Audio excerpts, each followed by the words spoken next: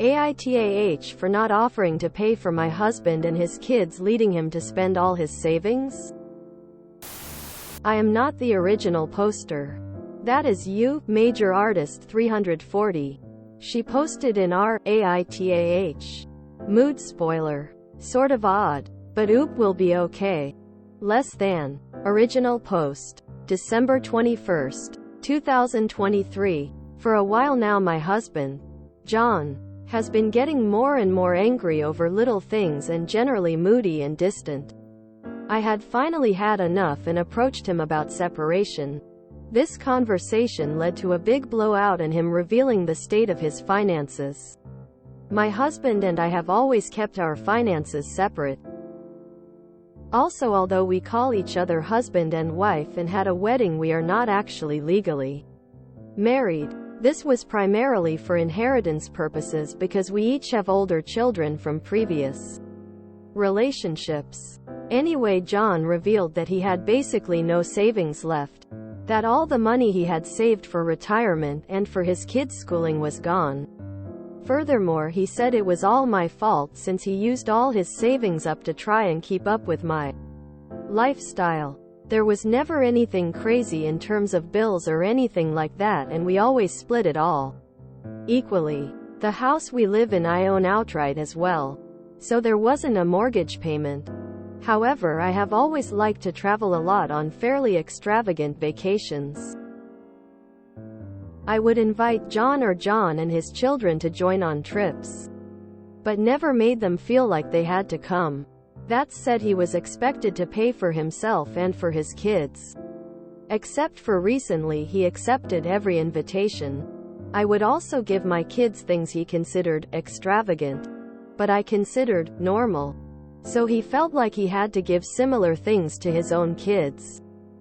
John said with all the spending to keep up, his savings dwindled very fast. I expressed that I couldn't understand how or why he would spend all he had when he knew he couldn't afford it. He said it was like keeping up with the Joneses, only worse because it was at home, so he couldn't block it out. John thinks since I knew his job I should have had a basic understanding of his finances, and realizes this wasn't a lifestyle he could maintain. That the kind thing would have been to offer to pay for the trips and other things instead of dangle them in front of his and his kids' faces. Looking back, I probably could have realized that this spending didn't make sense for his salary. But I wasn't thinking about it. I don't think it was my responsibility to keep his finances in mind here. We had agreed from the beginning to keep our finances separate, so to me that means paying for things separately. Edit. We do not live in a state with common law marriage. Relevant comments. Why not get married? You know you can make children beneficiaries in wills, right? Here spouses are included in inheritance even if they're omitted from wills, and I plan on leaving everything to my kids. Ages. I'm 44. He's 53. We don't have any children together. So you didn't discuss trips you could afford together? We did discuss the trips and I asked for input about where to stay, what we would do. But he never gave any or had any suggestions. I always assumed he just didn't like planning things. I would have likely still gone on the trips if he didn't want to. So if he said no, would you just go on the trip on your own? I would have likely still gone on the trip. That said, I would have been open to less expensive trips had he brought it up. Except for the past 2 trips he never declined. I didn't go alone though. I went on one with some friends and the other with my daughter. This comment exchange. Commenter. John should have ended your marriage way earlier. He can't keep with your lifestyle and would horrible and very unfair to subject his children in a life where half of the family goes on fancy vacations regularly and the other stay home. He should have been honest way earlier before his savings drained and ended the marriage. You should have more awareness of your partner's struggle. How do you share a life with someone and don't realize these things? Oop. He paid for things without any hint that he was struggling. I assume his attitude change was when things started to get really bad, and I did ask what was wrong. But he would just say things were fine or say he was upset about some little thing like the dishes not being put away. Before you were together, how often were you taking trips with your kids? I've always done about the same amount of trips every year. Usually 2 with my kids. His kids mostly live with their mom and mine will split time between me and their dad pretty equally. My eldest is in college now though. And this exchange. Commenter. I have a burning question. Did you ever ask him why he was acting that way before you decided it was time for separation? Because from the outside you come off as the female stereotype that men don't have emotions, so there's no need to check. Oop. I did. He would always say it was fine, or I would ask what's wrong and he would get mad about the dishes not being put away or some other little thing. If you enjoy having him with you, maybe you could pay for him to go? If things were better I might consider it. But at this point I'm really not enjoying being around him anymore.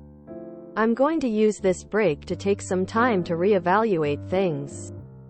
It sounds like you don't love him at all. Why were you with him? Were you really together or just roommates with benefits? Why wouldn't you leave him anything in the will? How do you split daily life? With how things are now, it's hard to talk in present tense. I loved him. For me, it just feels like it would be wrong for my money and assets to go to anyone other than my kids given. For him, well, I don't really need any inheritance.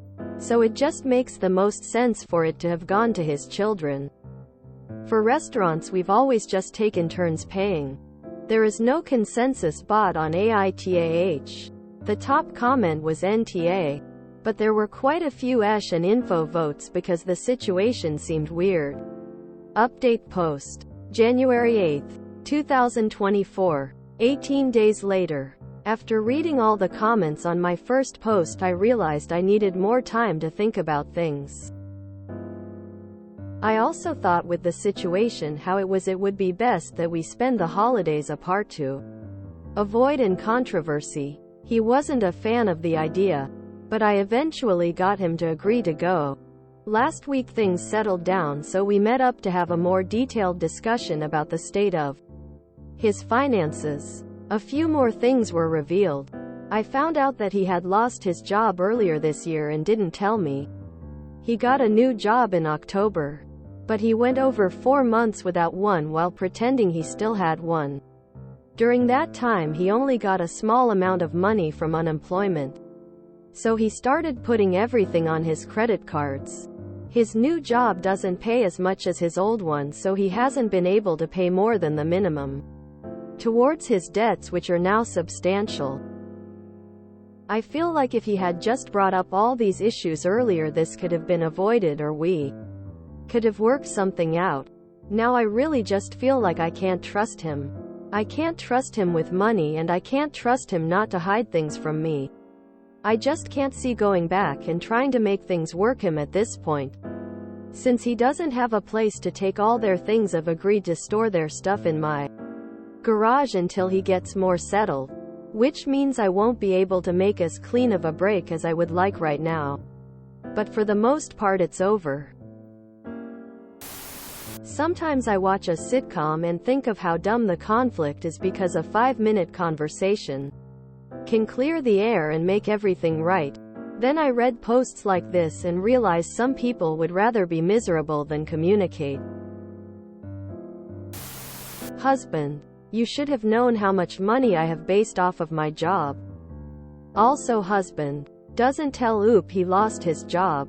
Doesn't tell Oop he was unemployed for a third of the year. Doesn't tell Oop about his new job, which doesn't pay as well. Oh my god. That man is an idiot. He's not broke because of her. He's broke because he lost his job and didn't tell her. His ego got in the way of real communication. Lying about a job for 4 months isn't something one can come back from. 4 months of lies. Spending on credit cards, and started nitpicking about dishes and little things. Oop would be wise to end it. Like I don't understand what else she was supposed to do. She tried to talk to him about what was wrong. He insisted that nothing was wrong. Not only that, but it turns out he had been lying for multiple months about his job. They decided to keep everything separate, which whatever apparently some people do. But like all he had to do was say, "I don't think I can afford to do this, how about this other thing?" I think it's stupid that she was being called the asshole in any way, shape or form. It sounds like she tried to be communicative and he refused. He's the one that lost his job and didn't tell her. He's the one that drained his retirement savings. He's the one that decimated his kids' college funds. He's the one who behaved like an irresponsible asshole. This relationship has been doomed. He blames her but can't even bring himself to tell his wife he lost his job. The man is a coward.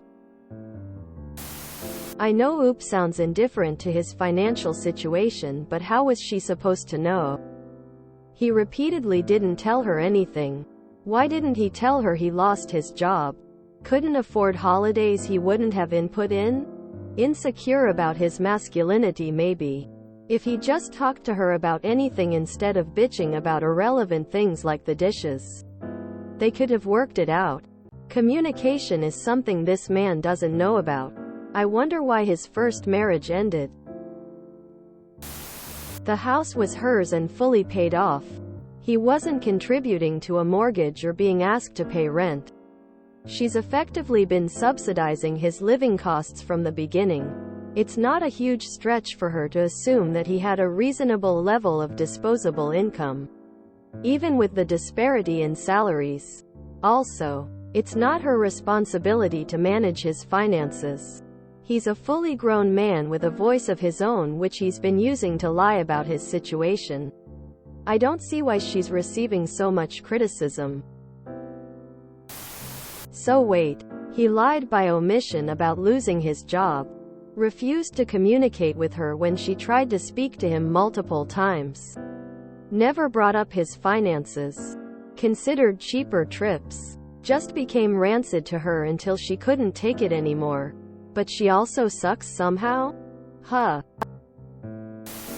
I'm confused as to why everyone was on this woman's case, because a 53-year-old man was either incapable of or refused to communicate and self-advocate. Their finances were separate. She had no way of knowing what his finances looked like. And she sure as hell had no way of knowing he lost his job. I also don't see a problem with her wanting to leave her remaining assets to her children. He got a new job in October, but he went over 4 months without one while pretending he still had one. If none of the other stuff here showed OOP's marriage was in trouble, this sure did. Wowzer. He lost his job and didn't tell her. Where did he go for 4 months? The library? Absolutely untrustworthy. How do you hide that? Why hide that? My head is shaking at the red flag location flag parade. Because from the outside you come off as the female stereotype that men don't have emotions, so there's no need to check. Yes. There always has to be a way to blame the woman for the behavior of a man. Well, that update totally made it for me. Dude clearly feels like he's not as good as Op if he doesn't even feel comfortable sharing with his pretend spouse that he lost his job. It's the guy's second marriage. He had children with his first wife. He's an adult in his 50s. Oop asked for his input and checked in with him. And yet, the comments are desperate to make his refusal to communicate and his lack of reasonable adulting skills her fault because she, check notes, failed to read his mind and scan his deeply hidden and varied emotions that he hid from everyone while being financially more successful. She should just have known. Yeah, no. Poor guy. Silently suffering like this. How evil of her to expect him to open his mouth and be an active part of the relationship. Dude should have opened his mouth and made sound. It's not shame to not have money. It's not shame to not be able to afford things. I can't buy new carpet, I have no money. We'll save for it. It's not shame. This is on him. He should have talked cheaper hotel etc. And if it's just no ended this sooner. While I understand that every couple is different and that second marriages with different sets of children can be complicated financially, I simply do not understand why couples live their lives separately like this. It is a recipe for disaster. Hiding money, secrecy, etc. What if one of you gets hurt or sick and can't work? Do you kick them out of the house if they can't contribute financially? Is one person going to retire at age 60 and the other going to be a Walmart greeter until age 80?